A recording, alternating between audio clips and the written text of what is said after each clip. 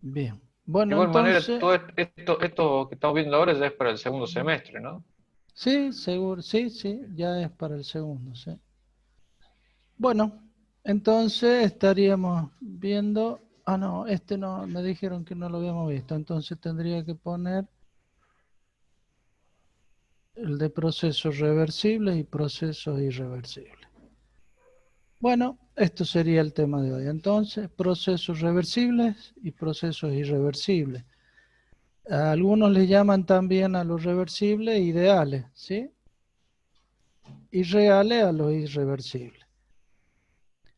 La mayoría de los procesos que se dan en la naturaleza son de tipo irreversible.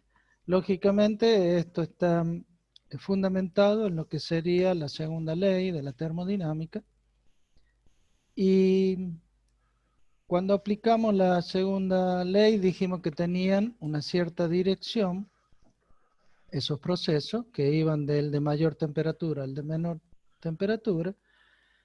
Y tendríamos que preguntarnos también la otra gran faceta que tiene la segunda ley, que es en cuanto a la calidad de la energía, en cómo influenciaría la segunda ley con respecto a la eficiencia de una máquina térmica. También cómo influiría en algo en esos procesos, o cómo influiría la segunda ley en esos procesos que le llamamos reversibles e irreversibles. Y responderemos también la pregunta de por qué estudiar esos procesos ideales o reversibles. Si no se da en la naturaleza, entonces nos preguntaríamos para qué nos serviría desde el punto de vista de la ingeniería.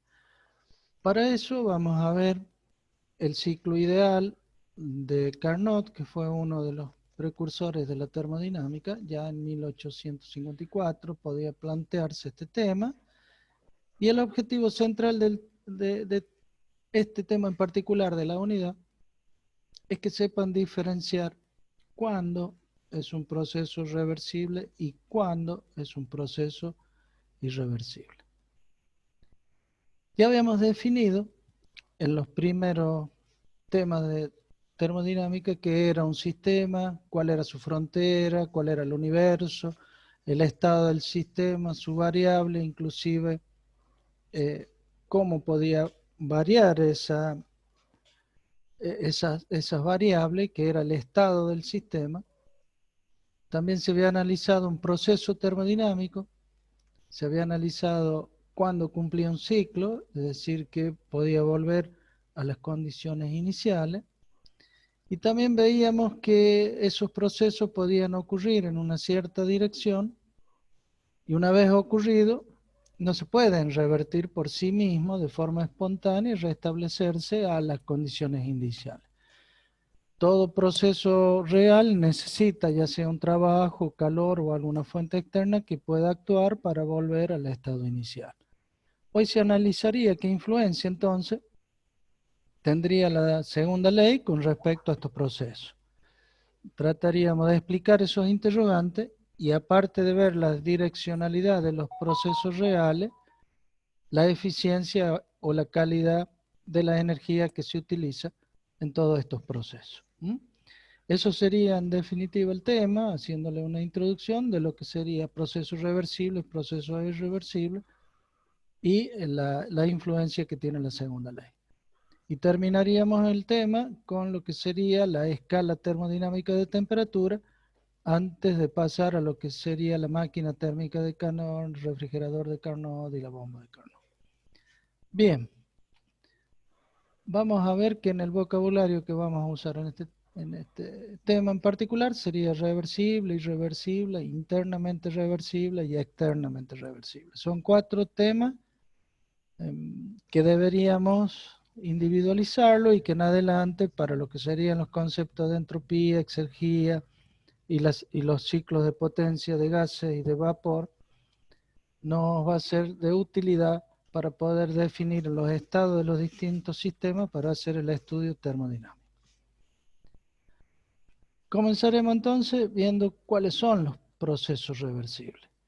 Se dice que un proceso es reversible cuando puede invertir su dirección y volver al estado inicial sin dejar ningún rastro en los alrededores. ¿Qué le llama? Fíjense que dice alrededores, no solamente en el mismo sistema, sino también en el entorno o en el universo. Quiere decir que tendría que volver el conjunto estudiado a las condiciones iniciales. Eso se llama proceso reversible. Fíjense cómo está el péndulo con doble flechita.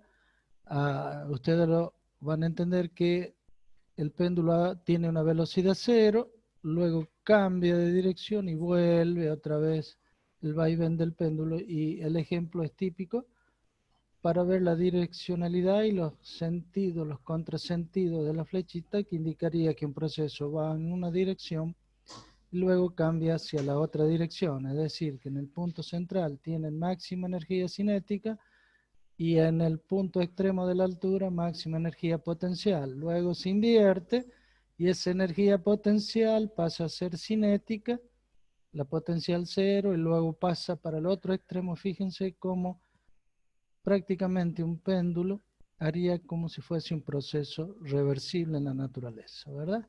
Igual, el otro ejemplo que en la bibliografía, hay varios ejemplos, ¿no? Pero bueno, estos son los dos principales en los que se ve la compresión y la expansión sin ningún tipo de fricción. Van a notar ustedes que puede llegar a volver a su estado inicial. También se da el ejemplo de cuando se infla un globo, se desinfla y vuelve a su estado inicial. Hay una serie de ejemplos en los que se hacen una serie de suposiciones para obtener lo que serían los procesos reversibles.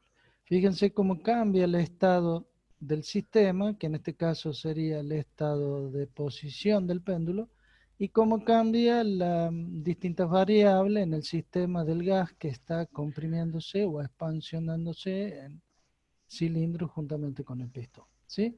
A esto se le llamaría entonces proceso reversible, que tienen una doble direccionalidad y que no dejan ningún rastro en el sistema o en sus alrededores o en el entorno o en el universo del sistema.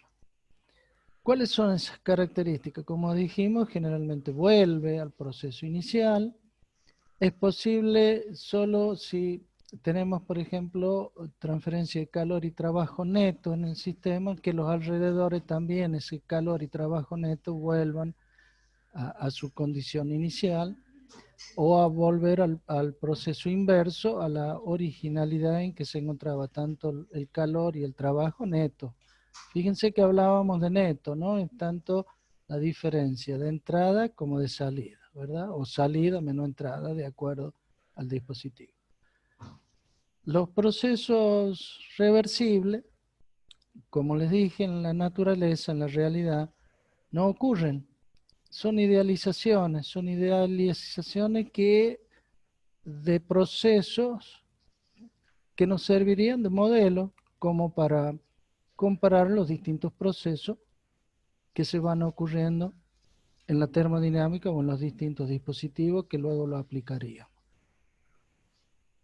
Estos procesos que se aproximarían a la realidad terminarían siendo dispositivos que en ingeniería se utilizan como modelo desde el punto de vista ideal, como lo máximo, como el 100%. Entonces se puede decir que esos procesos reversibles pueden ser considerados como límites teóricos para los mismos procesos irreversibles, es decir, hasta cuánto se podría obtener como ganancia o hasta cuánto se podría perder, para saber justamente la calidad o la eficiencia de esa energía que se está utilizando. No sé si me van entendiendo, alguna pregunta, alguna cuestión, sigo. Quiero ver si tengo retorno porque el jueves pasado hablaba solo prácticamente hasta que se me terminó cortando el internet. Por eso quiero saber si me van entendiendo. ¿Alguna pregunta, alguna cuestión? ¿Todo bien? No, profe. No, Bien, profe, de 10, vamos bien. vamos todavía entonces, sigamos. Entonces, la pregunta habíamos dicho, ¿por qué estudiar? ¿Por qué ver minuciosamente estos procesos reversibles? En primer lugar, porque se hacen idealizaciones que se hace fácil analizar en un determinado sistema para una serie de estados de equilibrio durante ese proceso reversible. Fíjense que habíamos dicho que un proceso era pasar de un estado 1 a un estado 2, el cual lo hace por una serie sucesiva e infinita de procesos de cuasi equilibrio o de equilibrio que se van infinitamente equilibrando uno a uno hasta llegar a la posición del estado final. Esos son cambios de estado fáciles de analizar y que se pueden modelizar, y es posible comparar con los procesos reales. Es por eso que se utilizan y se pueden modelizar o comparar para los distintos procesos que se están llevando a cabo en los distintos dispositivos, ¿sí? Entonces, ¿cuáles son esos dispositivos? Dijimos que esos dispositivos que producen ese ciclo, que generan trabajo y que trabajan en un ciclo, esos ciclos están conformados por procesos. Esos procesos, en definitiva, que van a completar un ciclo termodinámico, necesitan de dispositivos que van a realizar un ciclo mecánico para realizar el máximo de trabajo.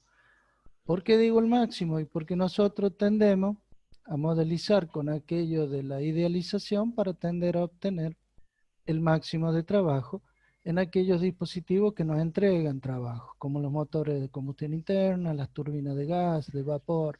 Son todos dispositivos que nos entregan trabajo. En cambio, hay algunos otros dispositivos que necesitan de trabajo para desarrollar un ciclo y entregar o bombear una determinada cantidad de calor, ya vamos a ver. Y esos dispositivos pueden ser los compresores, ventiladores, bombas de calor, que necesitan un mínimo de trabajo. Al ser un proceso real, decimos que es irreversible y que tendemos a compararlo o a equilibrarlo o a tratar de que tengan máxima eficiencia con respecto a estos procesos ideales o reversibles, ¿sí? Como les dije, el concepto propio de reversibilidad o de reversible y de ese proceso reversible nos tiende a la definición de eficiencia, que es la otra gran faceta que tiene la segunda ley para procesos reales, que sería el grado de aproximación que tiene ese proceso reversible, mejor dicho, que tiene el proceso irreversible hacia el reversible correspondiente, ¿no? Siempre tratando de ser lo más parecido posible al que se realiza en la realidad, ¿verdad? Es decir, que todos estos equipos van a desarrollar un ciclo mecánico que está compuesto por ciclos termodinámicos en los cuales tienen los procesos que son de la naturaleza misma irreversible y que tendemos a obtener el máximo de trabajo o el mínimo de trabajo, según sea, en estos procesos reales, comparándolo o modelizando con los reversibles. Siempre decimos con el reversible correspondiente, ¿verdad? Porque tratamos de que sean lo más parecido posible en todas sus variables para tener en cuenta el estado inicial y final de ese proceso, ¿sí? Es decir, cuáles serían las variables: la presión, temperatura, volumen, densidad, la que mayoría de las veces estamos estudiando en termodinámica. También puede ser la entropía, la entalpía. Bien, veamos ahora los procesos irreversibles. Y bueno, nos dicen muy fácilmente los diccionarios que es aquel que no es reversible, es decir, que todos los procesos que no son reversibles se denominan procesos irreversibles. Es decir, que visto desde el punto de vista termodinámico, diríamos que no vuelve a las condiciones iniciales ni el sistema, ni los alrededores, ni el universo, ¿sí? Siempre queda una variación. Y esa variación es la que se da en la naturaleza, por eso decimos que siempre los procesos naturales son irreversibles. Por ende, tendríamos que preguntarnos o tendríamos que definir las irreversibilidades. ¿Qué es una irreversibilidad?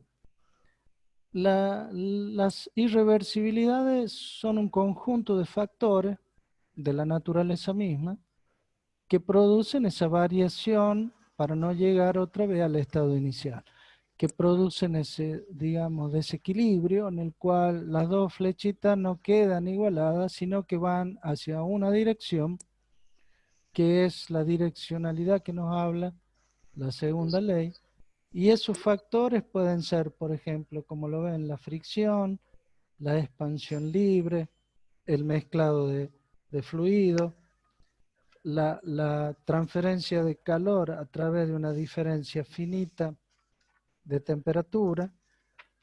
¿Por qué hablo de una diferencia, un delta de T? Porque tiene que haber una pequeña variación para que haya ese desequilibrio y esa direccionalidad, como dijimos que la segunda ley nos explicaba que iba del de mayor temperatura al de menor temperatura.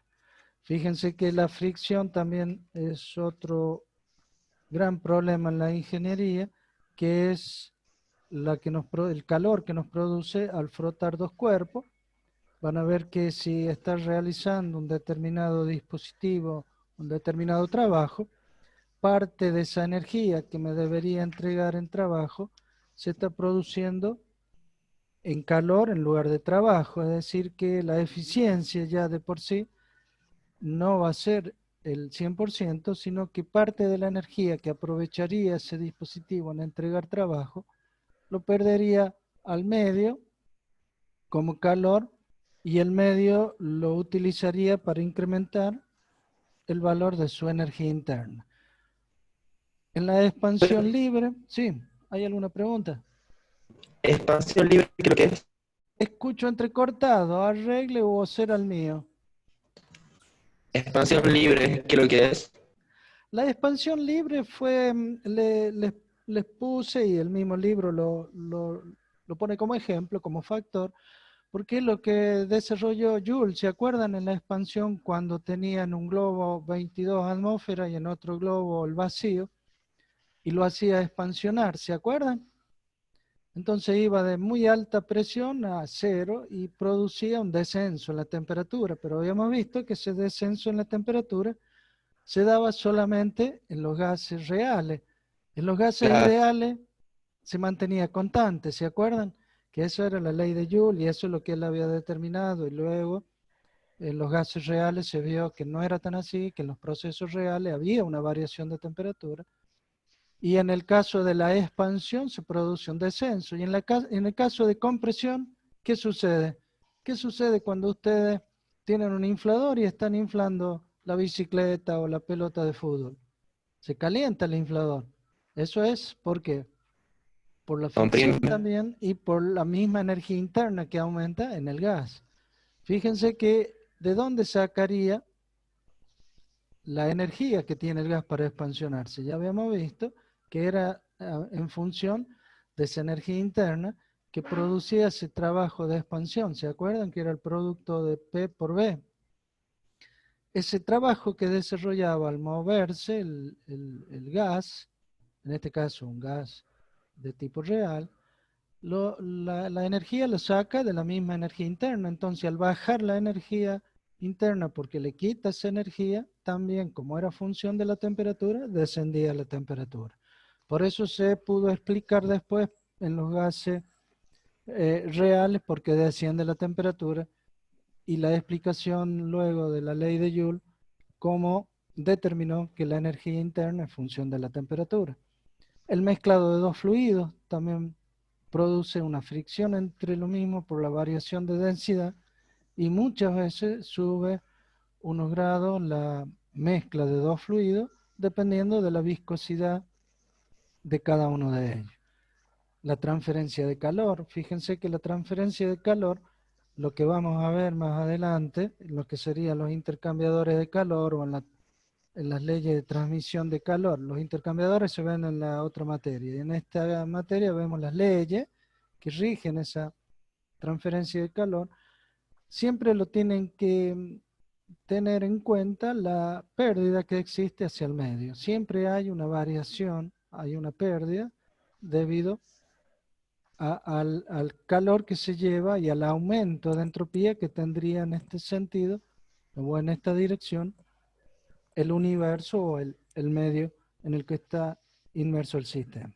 La resistencia eléctrica también, aunque sea uno de los dispositivos que mayor eficiencia tiene, ¿no? Los dispositivos eléctricos andan entre el 85 y 90%, es decir, que pierden algo de eficiencia, pero siempre algo de esa energía eléctrica se pierde en calor hacia el medio. Las deformaciones inelásticas de sólido, también habíamos visto en el diagrama de Hooke, eso lo van a ver en alguna otra materia de ingeniería, van a ver que tiene la zona elástica y la zona plástica. Hay una zona permanente y una zona irreversible, si le llaman, que es la de fluctuación, que también se dan esas pérdidas por esos movimientos de los distintos electrones en la conformación del sólido. Ustedes ven que en la mayoría de estos factores que la naturaleza misma lo proporciona, no van a dar lo que se dan llamar las irreversibilidades. Las reacciones químicas, la mayoría son irreversibles, siempre en una dirección. Vamos a ver la combustión también en máquinas térmicas, que es una reacción química, y se produce una determinada cantidad de calor en las exotérmicas o absorben calor en las endotérmicas. Es decir, que también en los procesos físico-químicos, con las reacciones químicas, interviene un factor que es la irreversibilidad. Cualquier presencia de estos factores hacen que sea un proceso irreversible. Y, es decir, la inversa sería que un proceso reversible no incluye ninguno de estos factores.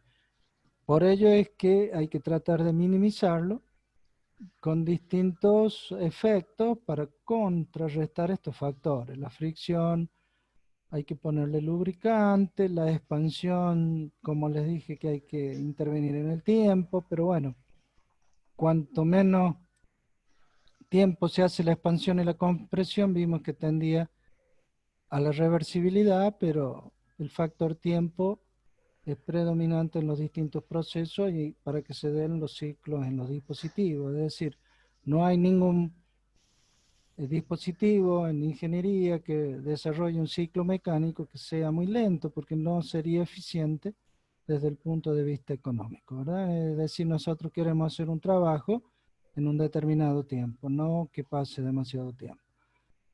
El mezclado, la transferencia, como les dije, todos son factores en los cuales interviene para producirnos la irreversibilidad y que se dan en la naturaleza, y lo único que podemos hacer es mitigar esos factores para permitir una mayor eficiencia. No sé si tienen alguna duda en alguno de los factores.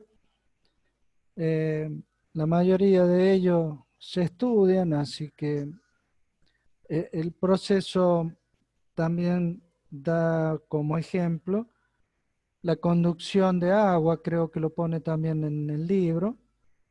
Van a ver, hay un ejemplo, en el caso en que se hace una expansión con una distribución unitaria en superficie, cuando se hace un proceso lento, mientras que si se hace un proceso, el lento va configurado o se entiende como un flujo laminar, mientras que el rápido son flujos turbulentos, y eso lo que se da en la mayoría de los casos es irreversible, y esa turbulencia hace que la expansión de la fuerza que realiza el sólido sobre los distintos fluidos a comprimir tengan una determinada variación. Por supuesto que va de un mínimo a un máximo, y eso es uno de los factores de irreversibilidad en la conducción o en el bombeo de fluido, en los que interviene lógicamente la viscosidad y la densidad de cada uno de ellos, ¿sí? Si esto se haría lentamente, los procesos de compresión y expansión tenderían a lo que sería el reversible. Nosotros vimos que la mayoría de conducción de agua, las bombas de agua, las bombas de los distintos fluidos, nos conviene que sea un determinado caudal, es decir, un volumen en tiempo considerable para efectuarlo rápidamente. Es decir que, como ven, es un proceso ideal que en la naturaleza o en la realidad, en los equipos de ingeniería, se trata de que desarrollen el mayor trabajo en el menos tiempo, es decir, con mayor potencia, ¿verdad? Bien, ¿alguna duda? ¿Entendieron esto de los factores? Sí, profe. Bueno, sigamos entonces. Vamos a ver ahora lo que había puesto en el vocabulario inicial del tema, que serían los procesos internamente reversibles o externamente reversibles. Un proceso se denomina internamente reversible si no ocurren irreversibilidades dentro de la frontera del sistema durante el proceso que se está realizando. Habíamos visto que si cambiaban las condiciones de ese sistema, cambiaba el estado del sistema considerando fronteras hacia adentro. Si dentro de esa línea de puntos que nosotros le llamábamos frontera, analizamos el interior, un proceso sería reversible si todo el interior en su estado final queda exactamente con los mismos valores. Eso sería un proceso internamente reversible, es decir, fronteras hacia adentro, sistema hacia adentro. ¿Cuáles serían las características fundamentales de estos procesos internamente reversibles? Lo fundamental es que pasan infinitamente en una serie de estados sucesivos de equilibrio. Cuando se invierte el proceso, debería ser en el sentido contrario, volviendo al estado inicial en el que tenía aquel minúsculo punto, aquel minúscula partícula del sistema en su interior. Las trayectorias tanto del proceso inverso y directo tienen que coincidir para que sean internamente reversibles.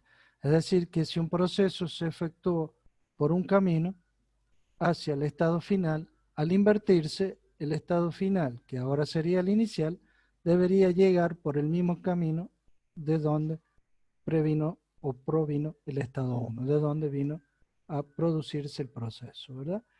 Esos procesos es un ejemplo típico de lo que se le da en llamar cuasi equilibrio o casi equilibrio, ¿verdad? Es esto que el ejemplo sería de lo infinitésimo de tiempo que podría utilizarse. Cuanto más lento se desarrolla el proceso, tendría tiempo para las moléculas, por ejemplo, del fluido que se está comprimiendo, de restablecerse y volver a ocupar el estado en ese tiempo y queda como si nada hubiese pasado. En ese caso, el proceso se le llama internamente reversible y que se le puede llamar de cuasi equilibrio, ¿sí?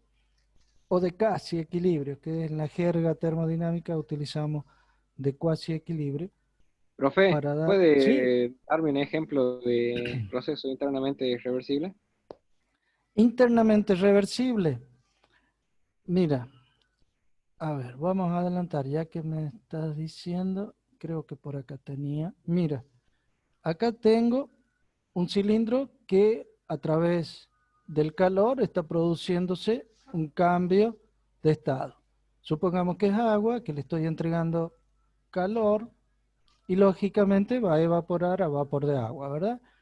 Supongamos que tiene una determinada temperatura, supongamos que sea a la temperatura que lógicamente no es la de evaporación del agua, pero supongamos que está evaporando por esta temperatura. Y fíjense que va a mantener, como hay cambio de fase, la presión y la temperatura constante.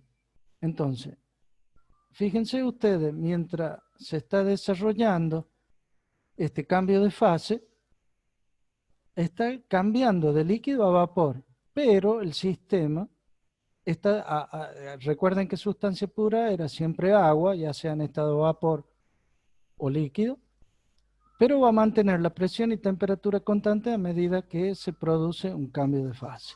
Allí podríamos decir que el sistema se encuentra internamente reversible.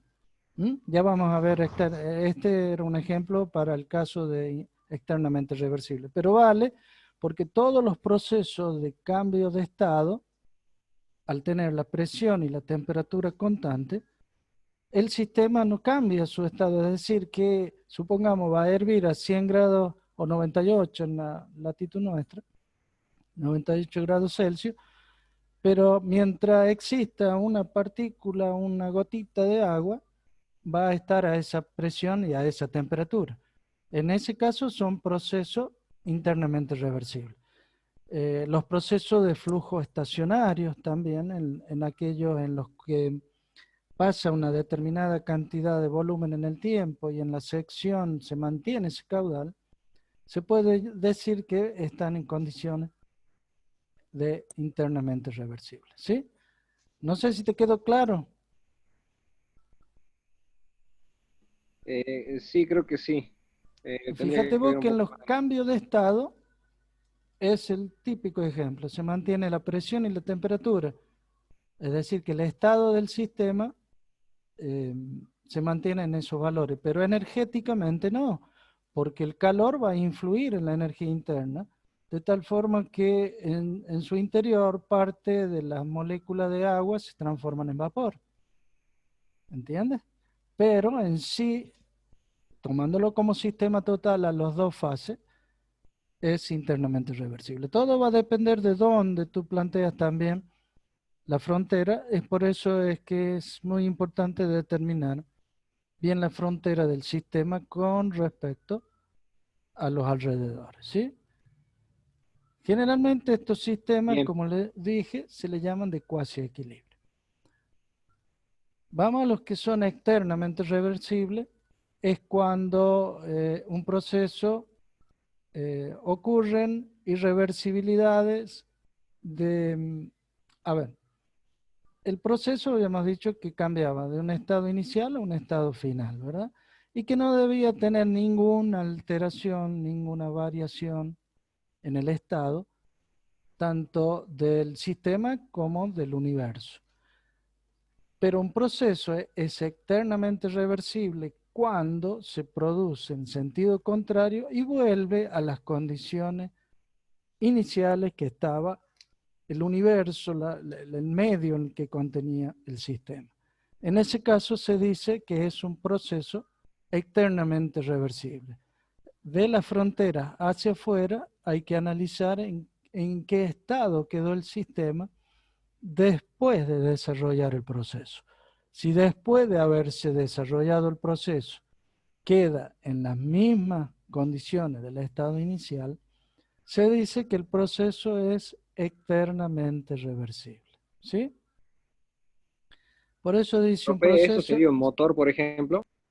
no, un motor siempre es irreversible. Justamente el estudio que vamos a ver dentro de unos minutos más, que sería los principios y el ciclo de Carnot, vamos tendiendo justamente eso, a demostrarles que es un equipo, un dispositivo que nos entregan trabajo y que tiene una eficiencia del 28, el 32%, cuanto más importante el motor y su performance técnica nos permite. Pero no es el ejemplo.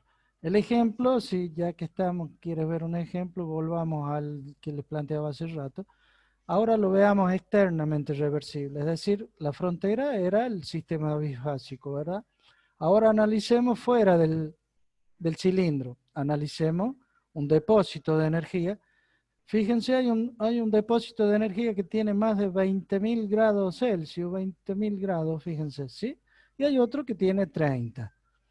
1 grado o 100 grados en 20.000 no es nada para ese gran depósito de energía.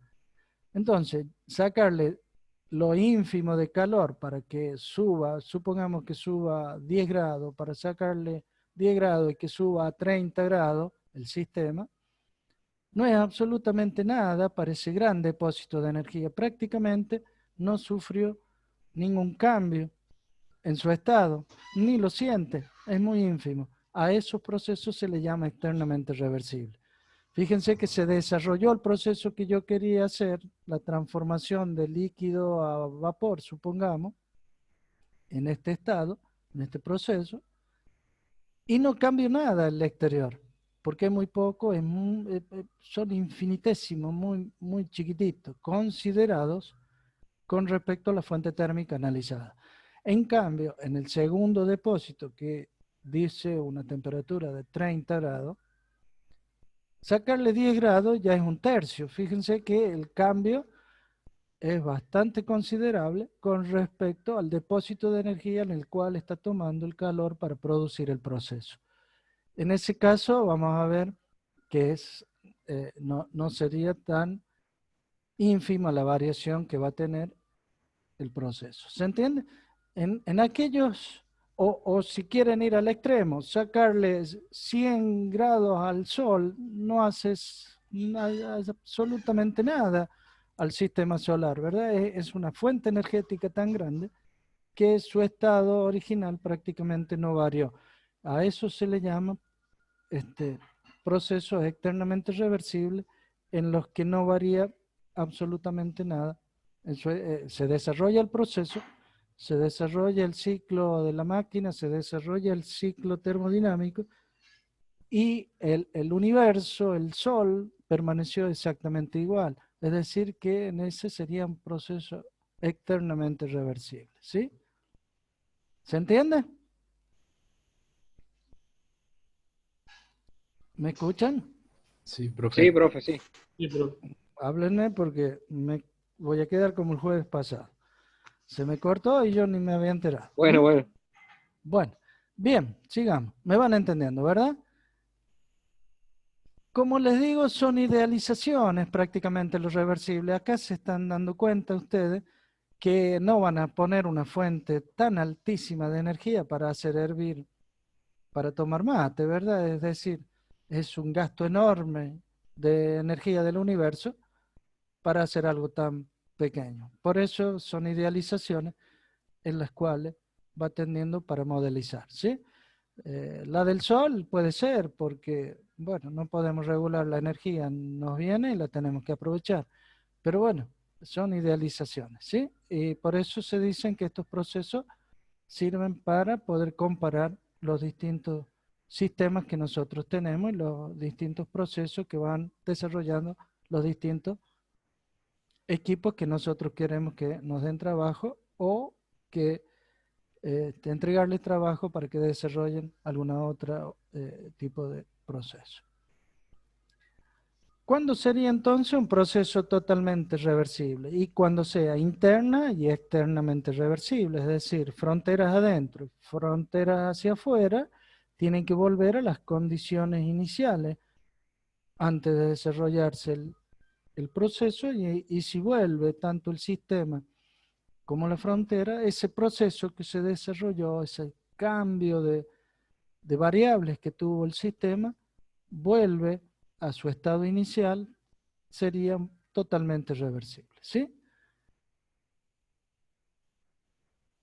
Como les dije, la característica fundamental es que no se da en la naturaleza, son procesos ideales y que también puede darse, como dice la transparencia, la Firmina, que una transferencia de calor debido a una diferencia finita de temperatura, puede considerarse como si fuese unos cambios de cuasi equilibrio, ni tampoco la fricción ni otros efectos disipadores. Es decir, todos aquellos factores que habíamos visto que se incluían para las irreversibilidades, que se dan en la naturaleza, no va a producir esos equilibrios, no va a producir esos procesos reversibles y siempre tendríamos esas irreversibilidades presentes y esa direccionalidad que nos da la naturaleza y que nos explica la segunda ley, también vamos a hablar de esas deficiencias, ¿verdad? En una transferencia de calor siempre tenemos que colocarle una variación de temperatura, un delta que le llamamos, un delta final menos un delta inicial. Si ese delta tiende a ser un infinitésimo de muy pequeñísimo valor, vamos a tender juntamente con la variación de tiempo, cuanto más lento lo hagamos, a lo que se le da en llamar el cuasi equilibrio, ¿sí? Lo mismo pasaría con la fricción. Si esos disipadores que tienen la superficie en sí del cilindro, por ejemplo, del pistoncito que estaban comprimiendo para inflar la bicicleta o la pelota, si esa pequeñísima área le damos tiempo y esa pequeñísima diferencial de T que se produjo desde el sistema al medio, el medio reacciona, lo absorbe y luego hace un proceso inverso y lentamente se van produciendo infinitos puntos de cuasi equilibrio, le llaman. Fíjense, de equilibrio reversible, ¿verdad? Eso sería la forma en que se podría mitigar esos factores de irreversibilidad, ¿sí? Como les digo, es importante el tiempo y en la forma en que se desarrollan los distintos procesos. La fricción, el cambio de temperatura debido a una variación finita de temperatura, el traspaso de calor, todos son procesos que en la naturaleza son factores, que en la naturaleza nos permiten tener esa irreversibilidad.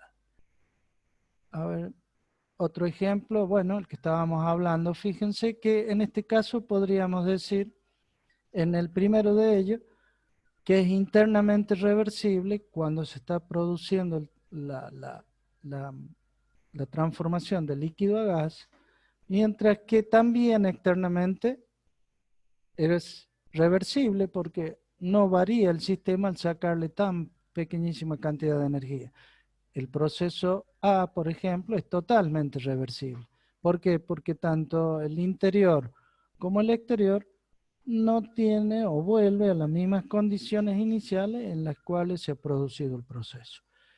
Analizando el punto B en el cual cambiamos la fuente térmica, le ponemos una fuente térmica de 30 grados Celsius, fíjense que ya es notable la variación. Entonces nos queda solamente el cambio de fase, suponiendo que se realiza un cambio de fase en su interior, como constante, porque todo cambio de fase mantiene la presión y temperatura constante, mientras que en el depósito, si le seguimos sacando ese grado de temperatura, va a llegar un momento en que va a descender la temperatura y no va a producir esa transferencia de calor, ¿sí? Es decir que sería este proceso B internamente reversible y externamente irreversible. Eso sería lo correcto, así lo deberíamos llamar, ¿sí? ¿Se entiende? Es decir que los procesos reversibles son los límites teóricos para las distintas irreversibilidades o los distintos procesos irreversibles correspondientes. Siempre hay que analizarlo en las mismas condiciones, ¿no? Sobre lo que se quiere realizar. ¿Se entiende? Por eso es que es importante que ustedes tengan claro este concepto de lo que es reversible e irreversible. Luego, internamente reversible y externamente reversible o totalmente reversible, ¿sí? Siempre considerando la frontera hacia adentro o la frontera hacia afuera, que sería el medio o el universo en el que está incluido el sistema. ¿Alguna duda? ¿Seguimos? Bueno. Bueno, esto es lo que les explicaba recién, que pasan por estados sucesivos de equilibrio en los cuales tiende a equilibrarse los que tienen el traspaso de calores a través de una diferencia finita de temperatura o si no un infinitésimo tan pequeño que tiende al equilibrio cuando se produce el proceso inverso, tal que el medio reaccionaría hacia el sistema entregándole calor en caso de haber recibido, restableciendo los valores de energía interna original. Bien. esa sería la conclusión del tema, proceso reversible y proceso irreversible. Ahora veríamos, voy a ir subiendo el power de Carnot para que vamos a analizar. ¿Alguna duda? Si alguien hasta que suba el power quiere preguntar algo. Bueno, vamos a llevar a la práctica estas idealizaciones, todo esto de proceso reversible, irreversible, internamente reversible o totalmente reversible, hacia un ciclo que nos produzca un determinado trabajo. Habíamos visto lo importante que era cuando un determinado dispositivo entregaba trabajo, desarrollaba un ciclo termodinámico, y el primero en sugerirlo, en verlo, en estudiarlo, fue el físico francés Adi Carnot en 1824, y se conoce justamente como el ciclo de Carnot. Vamos a analizar ahora ello y vamos a ver qué tan importante es considerarlo como modelo, que hablábamos de las idealizaciones, ¿no? Es decir, que habíamos visto que la segunda ley establecía que ninguna máquina térmica puede tener una eficiencia de 100%, ¿se acuerdan? Entonces cabría preguntar eso, ¿cuál es la eficiencia más alta que se puede tener? ¿Cómo influiría en los procesos reversibles e irreversibles la segunda ley, ¿no? ¿Y por qué estudiar otra vez esos procesos? En este caso serían estos ciclos que nos determinarían la cantidad neta de trabajo que sale de estos dispositivos y que los podemos aprovechar en ingeniería. Como objetivo quiero que ustedes sepan diferenciar cuáles son los procesos en el ciclo mismo de Carnot, los cuales la reversibilidad de ellos nos da pie a modelizarlo y a comparar los distintos dispositivos que tenemos para entrega de trabajo. Ahora veríamos la pregunta que hace rato hacíamos con respecto a los procesos de dispositivos. Uno de ellos eran los motores de combustión interna. Esas máquinas térmicas, que serían los motores de combustión interna, uno de los dispositivos de las máquinas térmicas, son dispositivos cíclicos que desarrollan un trabajo a través de elementos mecánicos, elementos de máquina, que nos permiten volver al estado inicial, tanto desde el punto de vista termodinámico como mecánico. Y ya vamos a ver cuáles son las variaciones que la naturaleza y la realidad en estos equipos nos colocan para decir que son directamente irreversibles para que puedan desarrollar el trabajo neto que nosotros necesitamos. Hablo de trabajo neto cuando hago la diferencia entre trabajo de salida menos trabajo de entrada. En este caso, el trabajo positivo que desarrolla el sistema es el trabajo neto. Habíamos visto también que la eficiencia del ciclo en una máquina térmica depende de cómo se ejecute cada uno de los procesos que va a constituir el ciclo. También vamos a ver que hay dispositivos, como les dije en ingeniería, que tenían que producir una determinada cantidad de trabajo, por lo tanto va a tender a maximizarse esa cantidad de trabajo. Y hay dispositivos que absorben esa cantidad de trabajo, por lo cual nosotros tendríamos que minimizarlo. La otra alternativa que nos quedaría, y estos ciclos, que en la naturaleza vemos que son irreversibles, ¿qué pasaría si son reversibles? Si son reversibles, habíamos visto en los ciclos, en los comienzos de las definiciones de ciclo y de trabajo en sí que desarrollaba un ciclo, era importante que no vuelva sobre sus mismos pasos, sobre sus puntos sucesivos de cuasi equilibrio hacia el punto inicial. Porque si no, no dejaría un área en un diagrama cartesiano de presión-volumen, el cual el área nos determinaba la cantidad neta de trabajo. Recuerden que nosotros habíamos visto que en una expansión nos convenía que la expansión deje un área mayor con respecto a la compresión para que la diferencia entre las dos áreas que quedaba entre los ejes cartesianos de presión-volumen nos determinaría la cantidad neta de trabajo que va a entregar ese ciclo.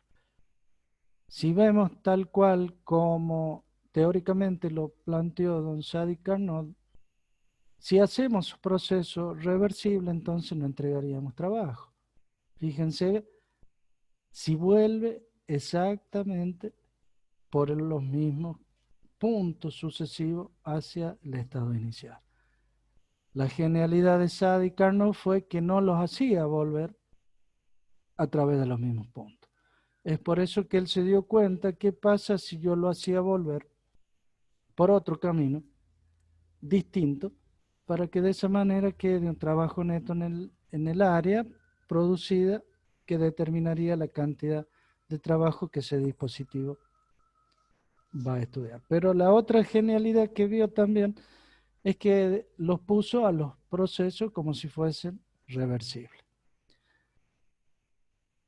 Esa máquina teórica, esa máquina térmica teórica que opera en un ciclo de Carnot, que se le da en llamar la máquina térmica de Carnot, desarrolla dos procesos reversibles isotérmicos y dos procesos isotérmicos adiabáticos, de tal forma que no vuelven por el mismo camino, sino dejan una cantidad en área que nos permite obtener una determinada cantidad de trabajo neto. Esos ciclos reversibles son los que nos proporcionan el modelo, el límite a seguir para el desempeño de los distintos dispositivos, de los distintos elementos de máquina, en cuanto al ciclo mecánico para poder obtener el ciclo termodinámico acorde a las eficiencias y tendiendo al maximizar la cantidad neta de trabajo que obtiene esta máquina, ¿verdad? Esa máquina térmica de Carnot, al tener esos procesos isotérmicos y adiabáticos reversibles, los puedo invertir. Entonces obtengo lo que se dan a llamar los refrigeradores, como habíamos visto en la clase pasada, que era el objetivo mermar la temperatura del sumidero o bomba de calor, que el objetivo era aumentar la energía en la fuente, tratar de bombear calor hacia la fuente. Como son dos procesos irreversibles y los puedo invertir totalmente, entonces podría obtener la máquina inversa térmica, que sería la máquina frigorífica. ¿Sí? Eso sería la genialidad que planteó de estos ciclos que son reversibles y sirven como punto de partida, punto de comparación para modelizar cómo sería el máximo a obtener en las máquinas térmicas o en los refrigeradores.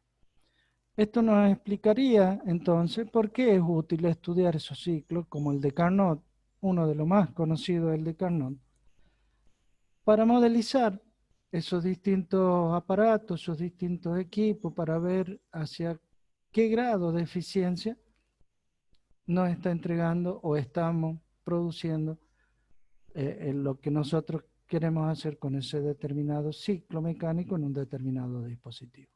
Fíjense que en 1824, como le dije, este físico se planteó esos grandes postulados que terminaron luego en los principios de Carnot, que lo vamos a ver en unos minutos. Fíjense cómo la idealización termodinámica lo fue llevando a pensar físicamente y termodinámicamente que era posible obtener dispositivos que no desarrollaran el mismo camino, sino que volverían al ciclo mecánico por otro camino, volverían al ciclo termodinámico por otro camino para obtener trabajo.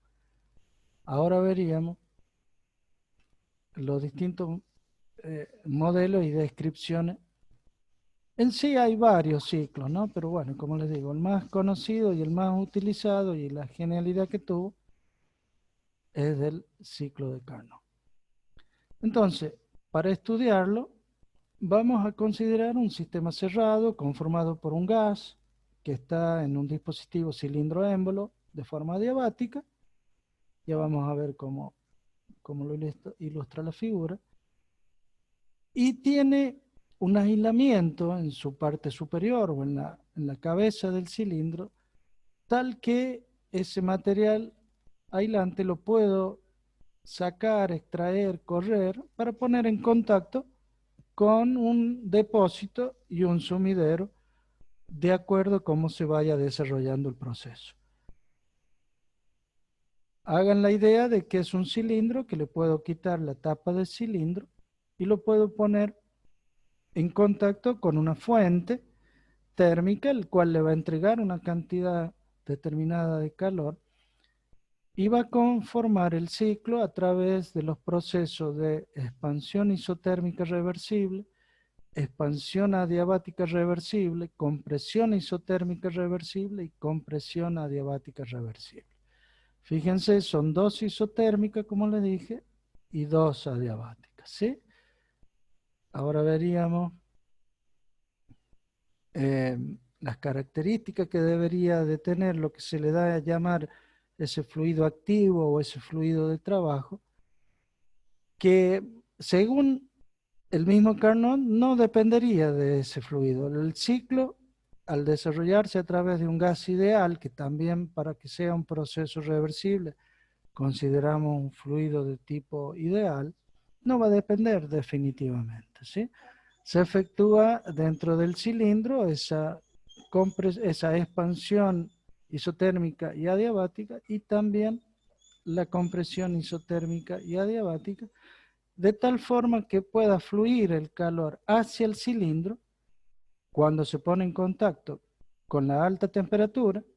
Recuerden que habíamos dicho que de alta temperatura el proceso se dirigía hacia la menor temperatura, en este caso la energía térmica entraría al cilindro, y luego en el ciclo inverso, cuando lo pongo en el sumidero, devolvería una determinada cantidad de energía que debería ser menor que la que recibió para poder realizar el trabajo.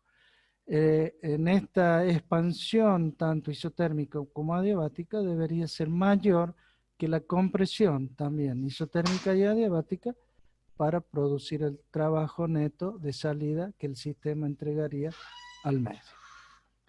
Este es el esquema que yo le hablaba, acá se ve en la transparencia, fíjense, es de tal forma que la parte rayada, inclinado, tiene las líneas inclinadas, se puede extraer de tal forma que el cilindro puede estar en contacto con la fuente de mayor temperatura o el sumidero o el disipador de calor, de acuerdo a cómo se vaya desarrollando el proceso internamente, ¿sí? Este esquema es la suposición mental que tuvo Carnot y que lo sacaron del libro de su autoría. Bueno, es un esquema que está en este libro que es Rasputin, es muy lindo, se llama Ingeniería Termodinámica, que se lo recomiendo para que lo tengan y lo busquen, es muy lindo, está históricamente llevando la termodinámica hasta la actualidad. Es un esquema que él utilizó, idealizó, cómo se debería haber producido lentamente, fíjense, para que se realice el ciclo ideal o reversible que él imaginó. Imagínense si esto lo tendríamos que hacer en cuasi equilibrio, tendría que ir muy lenta la compresión y tendría que ir muy lenta la expansión, como fueron los primeros motores de combustión interna, ¿no? Eran motores muy lentos, de poca potencia, lógico, y a medida que desarrolla la tecnología y la ciencia fueron utilizándose elementos físicos, químicos, inclusive hasta la computadora hoy en día, para hacer de ellos una máquina de una mejora eficiencia termodinámica en la actualidad, que nada que ver con estos albores de la termodinámica, ¿no? El tema está en que sepan distinguir cuándo sacar el aislante y cuándo colocarlo. Ahora vemos el ciclo. Entonces, ¿me van entendiendo? ¿Alguna pregunta? ¿Estamos en línea todavía? Sí, Sí, profe. Bueno, comencemos con el estudio del ciclo. Fíjense, vamos a hacer el proceso 1-2, que es la primera expansión isotérmica. Dice que en el proceso 1-2 la temperatura H sería la temperatura más alta, que inicialmente está en el estado 1 a la temperatura del gas de su H, y en este caso le sacamos el aislante, ponemos la cabeza del cilindro en contacto con la fuente térmica, que toma esa temperatura y que permite que el gas también tome esa temperatura y dice lentamente que realice el trabajo sobre los alrededores. El gas se expande, su temperatura tiende a disminuir, pero en ese infinitésimo, justo antes de que tienda a disminuir más, se vuelve el medio hacia el sistema para equilibrar, porque habíamos dicho que son procesos reversibles. Esa cantidad de calor que había perdido lo equilibra y así sucesivamente hasta todos los estados de equilibrio, hasta que produce la expansión isotérmica reversible. Fíjense que es la primera transformación, es el primer proceso que continúa luego la expansión, pero ya no recibe el calor, sino que lo hace, fíjense en el proceso siguiente, desde el punto 2 al punto 3, ya vamos a ver en el ciclo, estamos viendo primero el ciclo mecánico, ya vamos a ver el ciclo termodinámico, se sigue expandiendo hasta que llega a lo que se da a llamar el punto muerto interior o el punto muerto inferior, que es una expansión adiabática. Lo hace sin perder ningún infinitésimo de variación de temperatura, ninguna partícula se calienta en su alrededor, es adiabático, y sigue su expansión adiabática de cuasi equilibrio, el cual podemos decir entonces que es un proceso reversible de tipo adiabático. Todo esto es la expansión. Terminada la expansión, comienza lo que sería la compresión. Primero tenemos la compresión isotérmica. Quiere decir que en este caso le saco lo de adiabático al cilindro, de la tapa del cilindro, y lo coloco en posición que esté en contacto con el sumidero, para de tal forma el sistema entregue esa cantidad de calor que constituye el gas caliente, resto que puede haber quedado en el interior, entrega esa variación de temperatura, lo hace de forma irreversible, se va equilibrando de tal forma que el medio, en este caso el sumidero, se lo va recibiendo. Fíjense ustedes que en el interior del cilindro consideramos, como les dije, un gas que en este caso no está siendo renovado. Es un gas que permanentemente está en el cilindro y que consideramos que es un de aire estándar, que se va a llamar cuando veamos ciclos de potencia y definiríamos, pero que sería la tendiente al gas ideal para que se produzca este tipo de proceso reversible.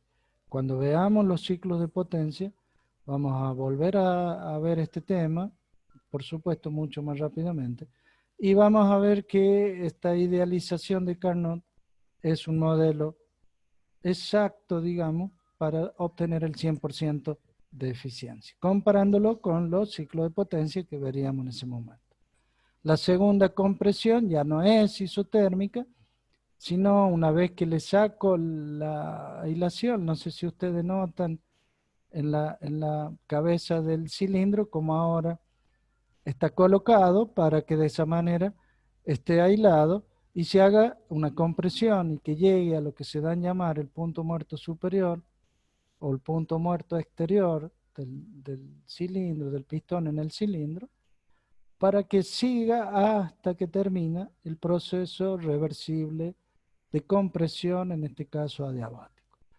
Se completa de esta manera, fíjense que del punto 4 volvió al punto 1, en la dirección de la flecha lo tienen como contrario a lo que se hizo en la expansión, completando de esta manera el ciclo que sería el ciclo mecánico y desarrollaría lo que ustedes están viendo en la firmina, el diagrama PV, presión-volumen del ciclo. Fíjense ustedes que 1-2, cuando recibía el calor, y 2,3 cuando expansionaba adiabáticamente, cómo lo desarrolla el ciclo de tal forma que la compresión, cuando vuelve, desde el punto muerto interior o inferior hacia otra vez al punto 1 o al punto superior, lo hace en una compresión, primero isotérmica y luego adiabática. Fíjense que es de menor área comparado con respecto a los ejes cartesianos. El área encerrada entre, supongamos, el eje 1, 2 y otra vez el eje B, es mayor que el área que encerraría el punto 3, el eje B, con respecto al punto 1 final, es menor, entonces la diferencia va a producir un trabajo neto. ¿Por qué? El primero fue un trabajo de expansión. Este trabajo de expansión sería mayor que el trabajo de compresión que utilizamos para llevar hasta el punto 1 otra vez, de tal modo que el área encerrada determina el trabajo neto que entregaría este cilindro con este pistón, desarrollando el ciclo, esa cantidad de trabajo. Fíjense qué importante, como lo vio y la genialidad del estudio que hizo Carnot juntamente con su padre, ¿no? Porque el padre fue el precursor de todo esto y Sadi Carnot es el que escribió la bibliografía que de los apuntes que dejó el padre, y al último es el hijo el que terminó con los estudios del padre. La genialidad es producir de tal forma ese contacto de ese cilindro con una fuente térmica primero y con un sumidero después para producir esa cantidad neta de trabajo, lo cual tendríamos una expansión isotérmica, una expansión adiabática, luego viene la compresión isotérmica y la compresión adiabática para volver termodinámicamente otra vez al punto 1.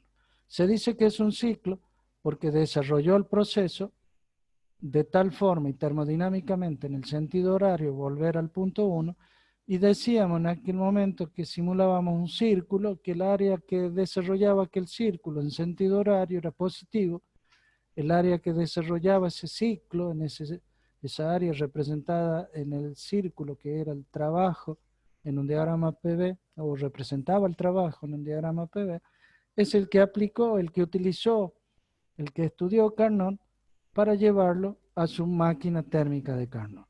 Esto es lo que él estudió, este es el ciclo en el cual se desarrolla estos procesos irreversibles con un fluido de trabajo también de tipo reversible o ideal para poder obtener una cantidad neta de trabajo.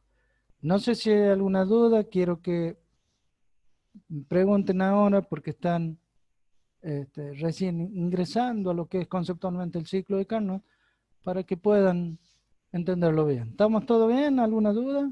¿Cómo estamos, chicos? Ahora entienden bien la diferencia en lo que es ciclo termodinámico con lo que se ve en cada una de las disposiciones o cómo se van ubicando el pistón con respecto al cilindro para desarrollar el ciclo mecánico, ¿sí? Uno es el ciclo mecánico y otro es el ciclo termodinámico. El termodinámico, fíjense que lo hace con un fluido ideal, un fluido que puede ser del punto de vista reversible, los procesos que el mismo desarrolla, ¿sí? ¿Cuáles son entonces estas suposiciones que tuvo que realizar Carnot y cuáles son los factores que tuvo que minimizar o mitigar? Sería, en primer lugar dijo, el émbolo moviéndose en el cilindro no desarrolla ninguna fricción durante su movimiento. Es decir, que había que tratar de mantener la compresión, pero a su vez que tenga la mínima fricción posible. Las paredes tanto del émbolo como del cilindro se consideraban aislantes perfectos del calor, de tal forma que no permitía que pierda esa cantidad de energía hacia el medio que lo estaba circundando, ¿sí? Que la cabeza del cilindro, dice, está configurada de tal manera que sea un conductor perfecto en su momento y un aislante perfecto en el otro momento. Es decir, que aparte de que tenía que ser en determinado momento, un aislante perfecto también tenía que ser un conductor perfecto para que pueda tener esa cantidad de energía el ciclo y desarrollar el trabajo neto de salida, ¿verdad? Que esa transferencia de calor no afectara la temperatura de la fuente. Quería que sea externamente reversible si hacemos fronteras hacia adentro del cilindro, de tal forma que la fuente de calor permanezca siempre a la temperatura T sub H y no disminuya, porque si disminuía no tenía de dónde obtener la cantidad de energía para desarrollar el trabajo. Y el medio, sí o sí, tenía que ser un gas perfecto y que tenía que tener un calor específico constante. Miren esas idealizaciones, ¿no? Que ya vimos cómo variaba el calor específico en una ecuación polinómica que dependía de la temperatura. Y aparte que la composición y la expansión de estos procesos del ciclo tenían que ser reversibles, volver por el mismo camino, ¿sí? Fíjense cómo las idealizaciones nos llevaron a lo que sería la máquina térmica de Carnot perfecta, la máquina que mayor provecho le podríamos sacar en cuanto al trabajo neto que desarrollaba. Estas suposiciones las efectuó Carnot teniendo en cuenta todos los factores que nos producían las irreversibilidades. Fíjense que está la fricción y está la variación finita de calor, como así también la infinitésima. Por eso dice un aislante perfecto, ¿sí? ¿Tienen alguna duda con las suposiciones que se hacen con respecto al ciclo de Carnot? ¿Puedo seguir? Recuerden que estos son fundamentales para demostrar que es una máquina perfecta la de Carnot, ¿sí? Bien. Conclusión entonces.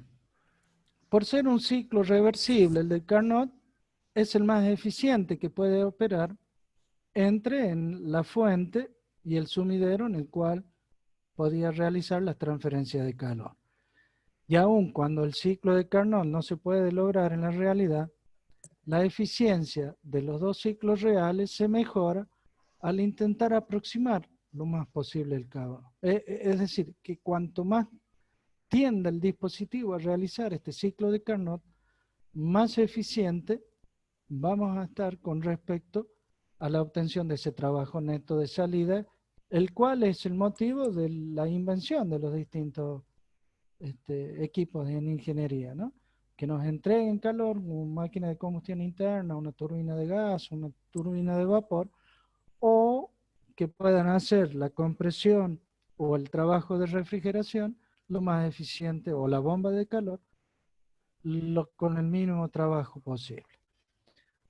Ahora, a ver, estamos con tiempo, Antonio, para ver, no tengo mucho tiempo, tendría que haber desarrollado la escala termodinámica de temperatura y el ciclo inverso. Aprovechemos estos minutos por lo menos para terminar con el tema que sería el ciclo inverso, que es nada más que, fíjense cómo se invierte la flecha, que como dijimos que eran procesos totalmente reversibles, se pueden volver por los mismos caminos de cada uno de los procesos, pero el área total, en este caso, representaría el trabajo neto que yo le tendría que realizar a este ciclo, o le tendría que entregar a este ciclo, para que pueda efectuar el objetivo que, en este caso, si es refrigeración, tengo que sacarle una determinada cantidad de calor a la fuente y volverlo hacia, perdón, del sumidero a llevarlo hacia la fuente, a través de un calor neto de entrada en este caso. Ya hemos dicho que en los ciclos el calor neto de entrada era negativo. Entonces, desde el punto de vista termodinámico, este sería un trabajo negativo. Y desde el otro punto de vista, que el objetivo sería el Q sub H, estaríamos en presencia de una bomba de calor que sería el mismo ciclo de refrigeración, pero estaría bombeando el calor de una fuente de menor temperatura hacia una de mayor temperatura, que es lo que habíamos visto en la clase pasada. Fíjense cómo se da en este caso, por ser proceso reversible, el ciclo por ende sería irreversible, lo puedo invertir y obtendría el ciclo de refrigeración, si el objetivo es extraer Q sub L, o la bomba de calor, si el objetivo es entregar esa cantidad de calor en un determinado sistema. ¿Sí? Como les muestro, el diagrama es inverso. ¿Alguna duda? No, profe. Bien.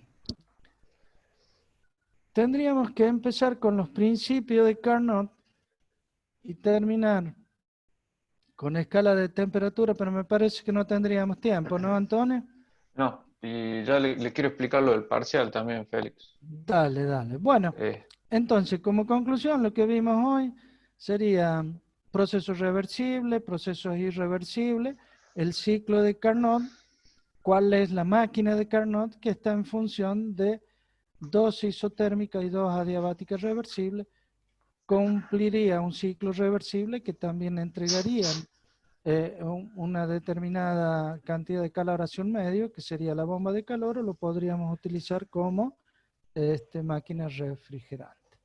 Bueno, podríamos hablar un rato del parcial. sí, dos cositas. Primero le mandé un videíto, digamos, que muestra gráficamente cómo se mueve ese pistón para que lo puedan ver y véanlo Qué rápido, cosa bueno. que no se les olvide el concepto ahí en WhatsApp.